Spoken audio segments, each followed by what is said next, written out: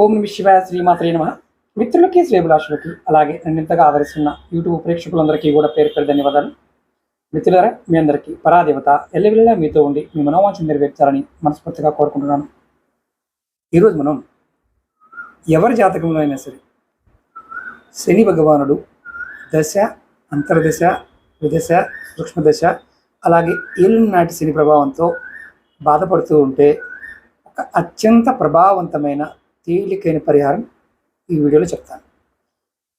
ఎవరైతే ఈ ప్రభావంతో ఉన్నవారు అమావాస్య నాడు కానీ లేదా శనివారం నాడు కానీ ఆంజనేయ స్వామికి నేతితో, అంటే మామూలు నెయ్యి అయినా పర్వాలేదు, ఆవు నెయ్యి అయినా పర్వాలేదు, దీపం వెలిగించి నామాన్ని ఓం హనుమదే నమః, ఓం శం శనేశ్వరాయ నమః అనే నామాన్ని కనుక మీరు మనస్ఫూర్తిగా ఒక 108 సార్లు కనుక అనుకుంటే మీకు ఇతి బాధలు పోవటమే కాకుండా సంపదలు కూడా లభిస్తాయి అని శాస్త్రం చెప్తుంది. మరి ఎవరైనా సరే ఇక్కడ ఒక విషయం గుర్తుంచుకోండి, వినాయకుడు, ఆంజనేయ స్వామి, ఈ ఇద్దరిని శనీశ్వరుడు వల్ల వచ్చే ఇతి బాధలు కలగకుండా ఉంటాయి. ఇది ఎక్కడ ఉందయ్య శాస్త్రంలో అంటే రామాయణంలో రావణుడు చెరలో ఉన్నప్పుడు, అంటే దిక్పాలకుల్ని నవగ్రహాలన్నింటినీ బంధిస్తాడు రావణుడు. ఆ సమయంలో శ్రీరాముడు ద్వారా ఆంజనేయ స్వామి ఈ దిక్పాలకులకి నవగ్రహాలకి స్వేచ్ఛని కలిగించాడు. అప్పుడు శనీశ్వరుడు హనుమంతుడికి తను వరం కావాలని అడుగుతాడు.